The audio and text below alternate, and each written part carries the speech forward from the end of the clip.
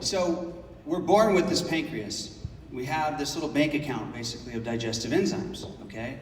But what we don't know, the big mystery is, we don't know what we start our life with.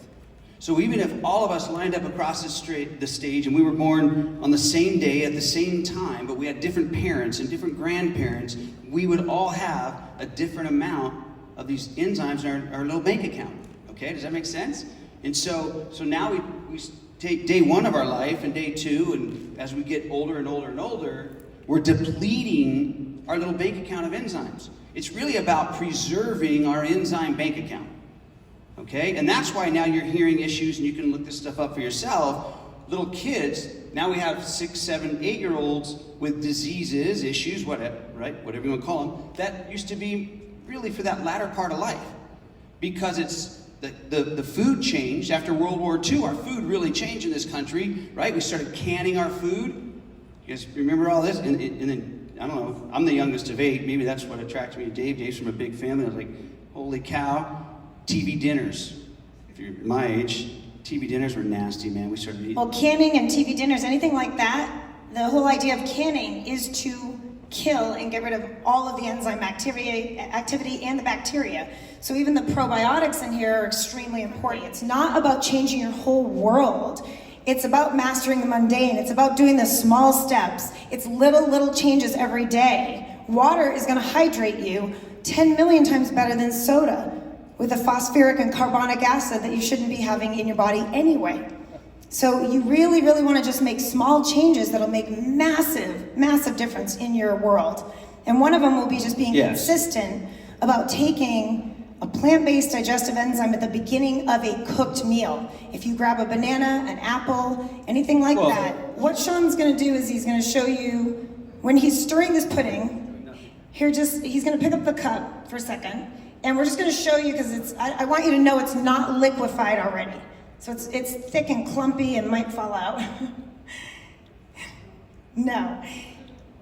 And so that is a processed food, but it's also a cooked food. So it's to represent any cooked food. So don't get lost in the fact that it's pudding. That could be steak, it could be a potato, it could be lentils, it doesn't matter. It's a cooked food. It could be a sweet potato that's been cooked.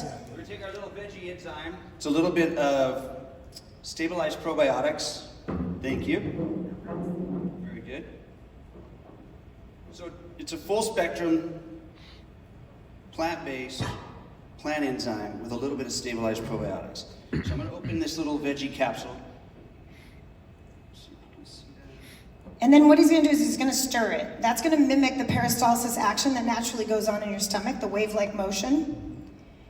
And a capsule, just so you guys know, is a delivery method. So if you don't like capsules, open it up and pour it in your mouth.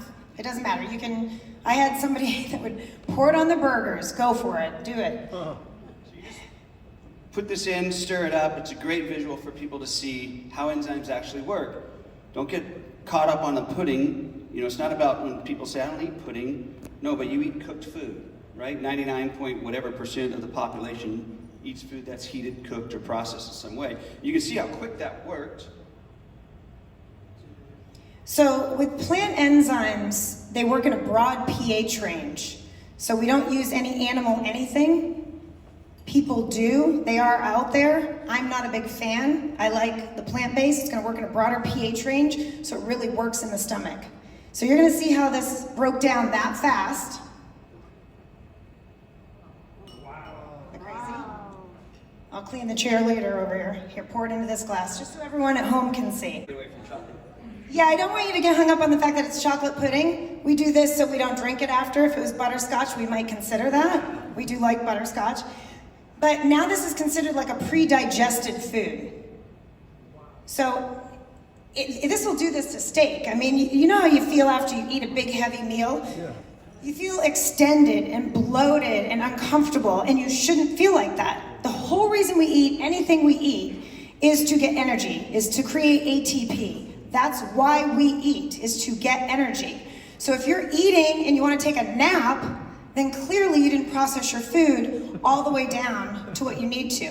And each enzyme is very specific. So there's macronutrients in your food, which is a protein, a carb, and a fat in all your food, okay? Macronutrient meaning larger molecule. And the whole concept of enzymes is to break it down to a small, usable molecule. So in the case of fats, and you'll see this on the label too to keep it simple for you, you'll see lipase, and lipase digests fats. So if you had raw cheese or raw milk, that enzyme is present in that raw food to digest that particular thing in that raw food. But we cook and process all of our food. So now as a society, we've been eating far too much cooked and processed food, and we tend to run out of enzymes to break this stuff down. So we end up with issues like what Sean was saying, where he had terrible pain in his hands and in his body, and that was uric acid buildup. So uric acid is part of proteins that end up not getting all the way digested. So protein, a large molecule, okay, has to break down into tiny molecules and eventually into an amino acid to feed your brain and to feed your muscles. If you don't have amino acids, you're not creating neurotransmitters.